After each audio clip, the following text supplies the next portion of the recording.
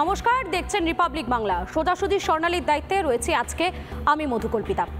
শিক্ষিত বেকারের চাকরি চুরি হয়েছে, অযোগ্যরা চাকরি পেয়েছেন, কেউ ঘুষ দিয়ে, কেউ আবার শাসক দলে যোগ দিয়ে। এ তো গেল একটা ছবি, এর উল্টো দিকে আরও একটা ছবি আছে। আপনি যদি বিরোধী দলের সমর্থক হন তাহলে চাকরি করলেও হেনস্থার শিকার হবেন। দেখুন কি ছবি অগ্নিমিত্র পলের প্রচারে উঠে এলো, দেখুন একবার।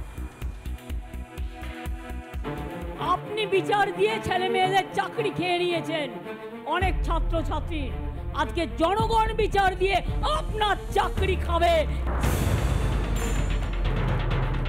দুর্নীতিগ্রস্তদের চাকরি বাঁচাতে মরিয়া বাংলা শাসক, যোগ্যরা রাস্তায়,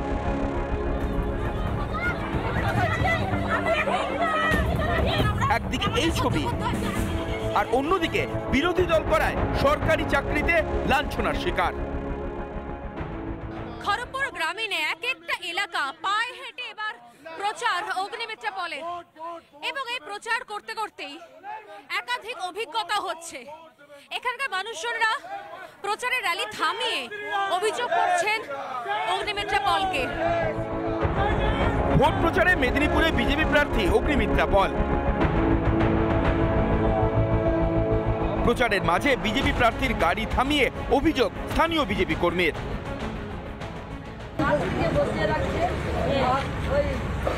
আগে ছিল প্রদীপ সরকার, তারপরে কল্যাণী ঘোষ এসছে ম্যাডাম, মুন্সিপালিটি পারমিট চাকরি ম্যাডাম বসে আছে, 8 বছর থেকে বসে আছে, সব কিছু কাগজ দেওয়ার জন্য সবাই বসে আছে। আমাদের বাচ্চাগুলো কি অবস্থা, মোবাইল দাদা ক্যামেরা কে সামনে নেই। আমি দিতে আসি, ওনার কথা দিচ্ছি তোমার ছেলের সমস্যার সমাধান একদম এতদিন তুমি অপেক্ষা করেছো, আর কয়েকটা দিন অপেক্ষা করো, আর 1 মাস আমি দিতে আসি, তারপর তোমার একদম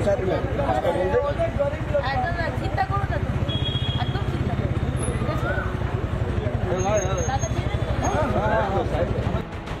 রাজ্যের শিক্ষামন্ত্রী আগেই জানিয়েছিলেন চাকরিটা কারা পাবেন, কিন্তু চাকরিটা তৃণমূলের ছেলে মেয়েরাই পাবে।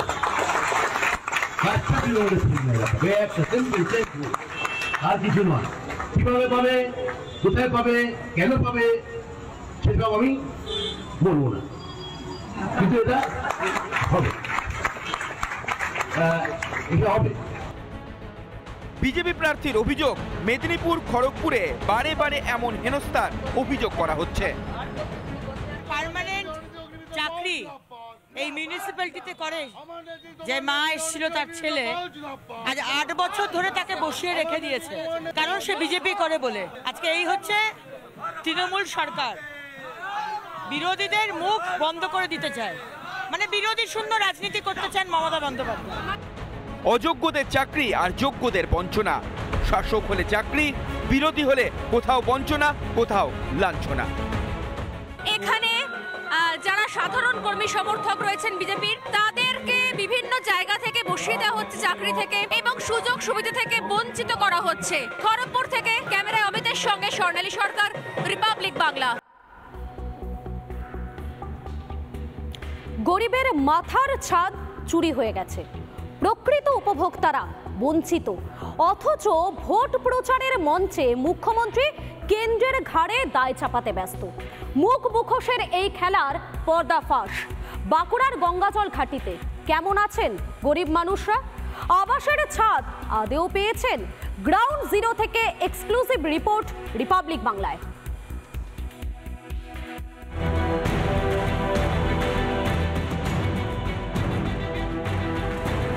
11 লক্ষ বাড়ির লিস্ট আমরা দিয়েছিলাম, যাতে কোথাও কোনো রকম কালির দাগ ছিল না, সব লিস্ট পরিবর্তন করে সত্যিকারের যারা গরিব তাদের। তোমরা কেন দিলে না সে টাকা? মন্ত্রী প্রকল্পের ফিরিস্তি বাস্তব দেখাচ্ছে উল্টো ছবি। আবাসের ঘরে কেন্দ্রের বঞ্চনার অজুহাত মুখ্যমন্ত্রীর, বাস্তবে বাঁকুড়ার গঙ্গাজল ঘাটি ব্লকে উল্টো ছবি। যে গ্রাম আমরা রয়েছি গঙ্গাজল ঘাটি, সেই গঙ্গাজল ঘাটি গ্রামের একটা মুকুন্দপুর গ্রাম। এই মুকুন্দপুর গ্রামের যেখানে দাঁড়িয়ে রয়েছি আমরা, এই গ্রামটা একটা ছোট্ট পরিসরে দেখাচ্ছি। এই গ্রামে অজস্র মাটির বাড়ি রয়েছে। আমি কথা বলছিলাম এনাদের সঙ্গে যে এখানে এই সরকারি সুবিধা প্রকল্পগুলো সেগুলো আসে কিনা। কি বলছেন গ্রামের বাসিন্দারা? এখানে তো এই প্রকল্প তো প্রকল্পের মতো করে চলে, কিন্তু আপনারা কি পান? আপনি কি ভাতা পাচ্ছেন, যে বার্ধক্য ভাতা, বিধবা ভাতা, সেটা পাচ্ছেন? না, পাইনি দিদিমণি, মিছা বলি পাইনি। বাড়ি পাইনি, কল পাই না, সমস্যা হচ্ছে। তো পাইনি, লক্ষ্মী ভান্ডারও নাই, আর বিধবা ভাতারও পাইনি। কথা বলেনি যখন দুয়ারে সরকার প্রকল্প চলেছে, তখন সেখানে গিয়ে কথা বলেননি? কথা ওখানে বসেছিল, বলছে জমা হয়ে গেছে, আবার অফিস গেছি, বলছে জমা হয় নাই, তাহলে কি কথা বলবো? এখানে তো অনেক প্রচুর কাঁচা বাড়ি দেখতে পাচ্ছি আমি, তো এখানে কি আবাসের টাকা কি আসেনি নাকি, না বাড়ি হয়নি এখানে? যারা জানানো হচ্ছে মানে সরকার থেকে দিলে তো মানে উপর থেকে আসছে না, তো মানে ওপর থেকে আসছে বলে আপনাদের মনে হচ্ছে ওপরের থেকে আসছে, কিন্তু আপনাদের কাছে পর্যন্ত পৌঁছচ্ছে না। মানে বড় লোকরা পাচ্ছে, যাদের দালান ঘর বাড়ি আছে, আর এরকম, আর আমাদের সকল তো পাচ্ছে না।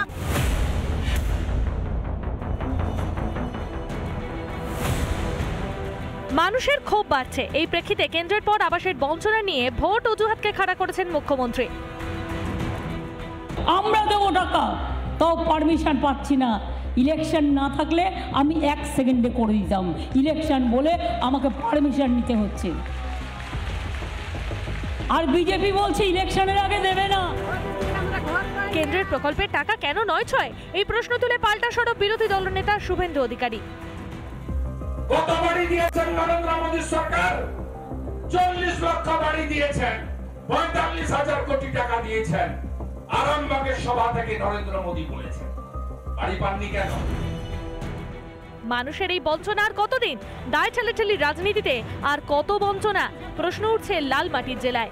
বারবার করে যেগুলোর প্রমোশন চলছে, সেই ভাতা এখানে এসে পৌঁছচ্ছে না, কোনো একটা অজ্ঞাত কারণে মাঝপথে কোথাও যেন একটুখানি আটকে যাচ্ছে। তাহলে যাচ্ছে কোথায়? ক্যামেরায় মিরাজ আলীর সঙ্গে স্বর্ণালী সরকার, রিপাবলিক বাংলা, বাঁকুড়া। মুখ্যমন্ত্রীর মুখে উন্নয়নের ফিরিস্তি, বাস্তব অবশ্য উল্টো। প্রচারের মঞ্চে ফিরিস্তির বাস্তব সত্যতা কি? প্রকল্পের কতটা পেয়েছেন গরিব মানুষ? গ্রাউন্ড জিরোতে কি ছবি? প্রধানমন্ত্রীর স্বাস্থ্য সুরক্ষা যোজনার টাকায় তৈরি সুপার স্পেশালিটি হাসপাতাল রাজ্যের গাফিলতিতে নরকে পরিণত। নেই চিকিৎসক, নেই পানীয় জল, নেই শৌচালয়ের সুবিধাও। চাঞ্চল্যকর অভিযোগ বাঁকুড়ার সুপার স্পেশালিটি হাসপাতালে। দেখুন এক্সক্লুসিভ রিপোর্ট। নতুন বিষ্ণুপুর স্বাস্থ্য জেলা, 4টে মাল্টি স্পেশাল হসপিটাল করে দিয়েছি এই জেলায়। ভোট প্রচারের মঞ্চে প্রতিশ্রুতির ফুলঝুরি, বাস্তব ছবিটা কেমন? একদিন এসছে তো স্যার, ওই তো বলে চলে যাচ্ছে। আজকে বলছে, আমি বললাম আজকে বললাম ছুটি দিয়ে দাও, কি করবো এখানে বসে থেকে? সিঁড়ি আছে, ওই সিঁড়ি দিয়ে 6 তলা থেকে নিচে পর্যন্ত নামতে হয় আমাদের, মানে জলের জন্য। এই করার পরে বললো না, কলকাতায় বললো এখানে পাঠিয়ে দেবো। দক্ষিণবঙ্গের গুরুত্বপূর্ণ হাসপাতাল বাঁকুড়া সুপার স্পেশালিটি হাসপাতাল, ঝাঁ চকচকে বিল্ডিং, কিন্তু পরিষেবা কেমন? এত মানুষ দূর থেকে আসছেন, ওনারা বলছেন যে শীত, গ্রীষ্ম, বর্ষা এইভাবে এখানে রোদের মধ্যে দাঁড়িয়ে থাকতে হয়। একটা ন্যূনতম শেড যেটা করে দেওয়ার কথা ছিল সরকারের তরফ থেকে, সেটুকু করে দেওয়া হয়নি। সকাল থেকে বিকেল অবধি দাঁড়িয়ে থাকছেন, জলের বন্দোবস্ত নেই। জল সে ওইখান থেকে আনতে হচ্ছে না, দূর থেকে ওই পুরোনো বিল্ডিং থেকে। টয়লেটের ব্যবস্থা রয়েছে না, টয়লেটের ব্যবস্থা নেই, বাইরের জন্য নেই। এলাকার বিজেপি প্রার্থী এবং সেই সঙ্গে কেন্দ্রের প্রতিমন্ত্রী সুভাষ সরকার, তার অভিযোগ কেন্দ্রের টাকায় অত্যাধুনিক যন্ত্রপাতি কেনা হলেও তা ব্যবহারই হয়নি। 8 কোটি টাকার যন্ত্রপাতি এসছে, ওরে বাবা, 60 crores, এবং বহু যন্ত্র যার মানে নির্দিষ্ট সময়ে ইনস্টলেশন হলো না, অথচ তার যে 1 year ওয়ারেন্টি সেটা শেষ হয়ে গেল। তো তাহলে শেষ হয়ে গেল। রাজ্যের স্বাস্থ্য দপ্তরের বিরুদ্ধে অভিযোগ, যদিও সেই অভিযোগ উড়িয়ে পাল্টা কেন্দ্রের স্বাস্থ্যনীতি নিয়ে প্রশ্ন তুলেছে বাংলা শাসক দল।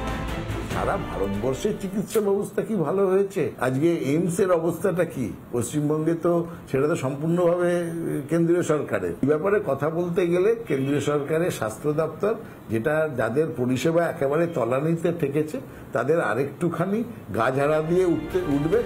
গরিব মানুষের জন্য প্রকল্প, কিন্তু সেই প্রকল্পে বঞ্চিত গরিবই। সরকারি প্রকল্পকে হাতিয়ার করে চলছে রাজনীতির খেলা। এইমস স্ট্রাকচারের ধাঁচে যেটা বাঁকুড়া সুপার স্পেশালিটি তৈরি হয়ে রয়েছে প্রধানমন্ত্রী স্বাস্থ্য সুরক্ষা যোজনার আওতায়, সেখানে পরিষেবা দেওয়ার লোক নেই। এটা বাস্তব, এটাই রিয়েলিটি। ক্যামেরায় মিরাজ আলীর সঙ্গে স্বর্ণালী সরকার, রিপাবলিক বাংলা, বাঁকুড়া। ভুয়ো আধার কার্ড, ড্রাইভিং লাইসেন্স বানিয়ে ধর্মতলার হোটেলে আশ্রয় 2 জঙ্গির। এনআইএর নড়াচড়ার আশঙ্কায় পালিয়ে সোজা দীঘায়। খাস কলকাতার হোটেলে 28 দিন নিশ্চিন্তে আশ্রয়। বেঙ্গালুরু বিস্ফোরণ কাণ্ডে ফের একবার প্রশ্নের মুখে বাংলার নিরাপত্তা, অথচ এখনো রাজনীতিতে ব্যস্ত বাংলার শাসক। প্রশ্ন উঠছে, বাংলার নিরাপত্তা কাদের হাতে?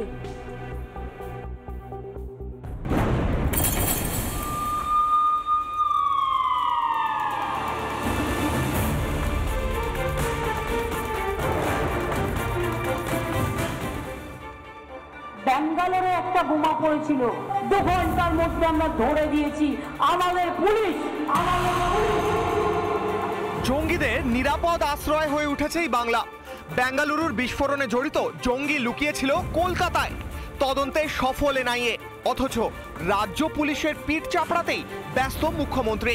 কিন্তু কিভাবে এই বাংলায় ঢুকছে জঙ্গি? ব্যাঙ্গালোরে একটা বোমা পড়েছিল, লক্ষ্য হলো কর্ণাটকের, আমাদের এখানকার নয়। 2 ঘন্টায় বাংলায় লুকিয়েছিল, 2 ঘন্টার মধ্যে আমরা ধরে দিয়েছি। আমাদের পুলিশ। অথচ এই মুখ্যমন্ত্রী ভূপতিনগর কাণ্ডে এনআইএর ভূমিকা নিয়ে প্রশ্ন তুলেছিলেন। মানুষ যখন প্রতিবাদ করছে, এনআইএ কে ঢুকিয়ে দিচ্ছে। মধ্যরাতে পুলিশকে না জানিয়ে চলে গেল। পুলিশের ড্রেস পরে তো অনেক বদমাশি লোক আগে সিঙ্গুর নন্দীগ্রামে বদমাইশিও করেছে। মেয়েরা কি করে বুঝবে বাইরে থেকে যদি কেউ হামলা করতে আসে? বিরোধীদের অভিযোগ, বাংলার পুলিশ নিষ্ক্রিয়, সেই কারণেই জঙ্গিদের বাড়বাড়ন্ত এখানে। আজকে দুর্ভাগ্য আমাদের বাঙালি হিসাবে, যেখানে রাষ্ট্র বিপ্লবের উত্থান হয়েছে, জনগণমন বন্দে মাতরম লেখা হয়েছে, সেখান থেকে দেশদ্রোহীদের তার জুড়তে পাওয়া যাচ্ছে। আর এই যে টিএমসি সরকার আছে, এরা এদেরকে শেল্টার দিচ্ছে, এদেরকে সহযোগিতা। যেখানে প্রশাসন যত দুর্বল সেখানে তার প্রভাব বাড়বে।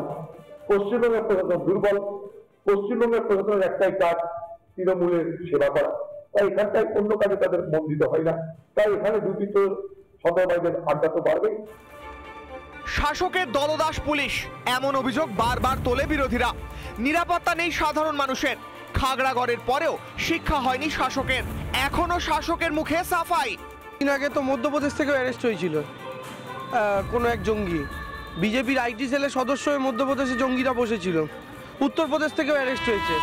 তো যে কেউ বাংলার যে কোনো প্রান্ত, ভারতবর্ষের যে কোনো প্রান্তে যে কেউ আত্মগোপন করে থাকতে পারেন, তার সাথে কিছু নির্ভর করে না। ভারতবর্ষে এমনকি গুজরাট থেকেও জঙ্গিরা অ্যারেস্ট হয়েছে। রাজনীতির ঊর্ধ্বে উঠে কবে বাংলার মানুষের নিরাপত্তার কথা ভাববে বাংলা সরকার, আর কবে নিজের কাজ করবে বাংলার পুলিশ? মানুষের নিরাপত্তা নিয়ে ছিনিমিনি খেলা আর কতদিন? রিপাবলিক বাংলা। বিরোধিতা করলেই তাকে হুমকি দাও, বিরোধিতা করলেই তার চাকরি খেয়ে নাও, এটাই যেন এ বাংলার ছবি। মেদিনীপুরে অগ্নিমিত্রাপলের প্রচারে কি ছবি উঠে এলো দেখুন একবার।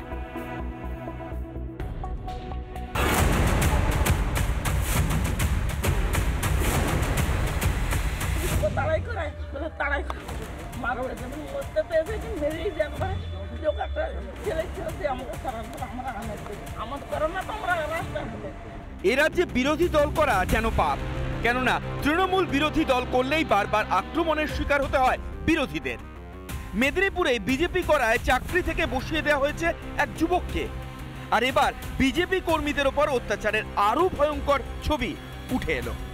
বিজেপি পার্টি করতে বেরিয়েছিল বলে বিজেপি পার্টি করা কি অপরাধ? কিছু তো অপরাধ নেই। পার্টি করার অধিকার সকলের আছে, হ্যাঁ সকলের আছে অধিকার, পার্টি করার অধিকার। তাহলে আমরা কি পার্টি করে কিছু দোষ করেছি বলো? আমাদেরকে অনেক মানে জিনিস থেকে বঞ্চিত রেখেছে, সেই জন্য মনের ক্ষোভে আমরা বিজেপি করতে নেমেছি, সেটাও করা আমাদের দোষ। হ্যাঁ, স্বামী আমার 14 মাস ঘর ছাড়া হয়েছিল, ঘরে থাকেনি, কত কষ্ট ছেনালি আমি চাষবাস করেছি। তাও বলছে এখানের যে পঞ্চায়েত, সে বলছে কেন ওদের জল ছাড়লো, জল কিছু মতোই দিবেনি। পায়ে হাতে ধরে জলটা আমি পঞ্চায়েত তৃণমূলে, হ্যাঁ চাষটা করেছি, অনেক কষ্ট। প্রচারে বেরিয়েছিলেন মেদিনীপুরের বিজেপি প্রার্থী অগ্নিমিত্রা পল।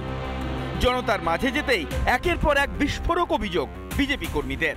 কারো অভিযোগ বিধানসভা নির্বাচনের পর বাড়ি ছাড়া হতে হয়েছে, আবার বিজেপি করায় কারো বাড়িতে বোম মেরেছে, এমনকি জরিমানাও করেছে।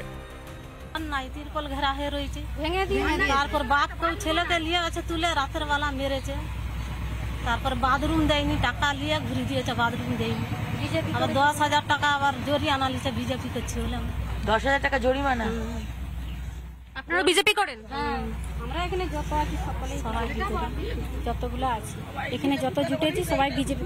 অনেক লোক ভয়ে আসেনি, ওদের ভয়ে এমন সন্ত্রাস 21 সালে করেছে, সামনে কেউ আসতে চায়নি ভয়ে। আমি তো বুঝতে পারছি দিদি, মানে এটা তো আমি একটা সন্দেশখালী ছবি দেখিয়েছিলাম, আমি তো মনে হচ্ছে গোটা বাংলায় জায়গায় জায়গায় সন্দেশখালী হয়ে রয়েছে। ফের উঠে এলো পুলিশের বিরুদ্ধে নিষ্ক্রিয়তার অভিযোগ।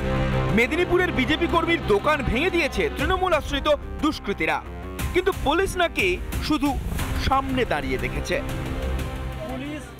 দিদি আমার দোকানটা ভাঙা আছে আগলিতে, চলুন পুলিশ দাঁড়িয়ে আছে, পুলিশ বলছে তোরা পালিয়ে যা, পুলিশ দাঁড়িয়ে আছে, টিএমসি গুন্ডারা ভাঙা ভাঙি করছে। 21-এ হয়েছে এটা। আমরা ঘর ছাড়া ছিলাম 6 মাস 7 মাস করে ঘর ছাড়া ছিলাম। বাড়ি কতদিন বাইরে ছিল? 14 মাস ছিল বাইরে, চেন্নাইতে ছিল, চেন্নাইতে। ছেনা নিয়ে কত কষ্ট, ছোট ছোট ছেনা নিয়ে এই অ্যাজবেস্টার গুলো একটাও ভালো নয়, সব বম মেরে মেরে উড়িয়ে দিয়েছে। আর এরকম বড় বড় তাড়া লাঠি নিয়ে 3 দিন কিরকম সূর্যের মুখ দেখিনি, ঘর বন্দি করে ফেলে রেখেছিল আমরাকে। একটু জল জাগাবো সেটাও দেয়নি, কলে জল ধরতে দেয়নি, রাস্তায় উঠতে দেয়নি, কল ভেঙে দিয়েছে পুরা। আমরা এই আমাদের ঘরের পিছনে যে কল ভেঙে ফেলে দিয়েছে কলটা। বিধানসভা ভোটের পর থেকে 14 মাস বাড়ি ছাড়া ছিল ছেলে। তৃণমূলের গুন্ডাদের জন্য নাজেহাল অবস্থা পরিবারের। কান্নায় ভেঙে পড়ে এমনই অভিযোগ করলেন বিজেপি কর্মীর মা।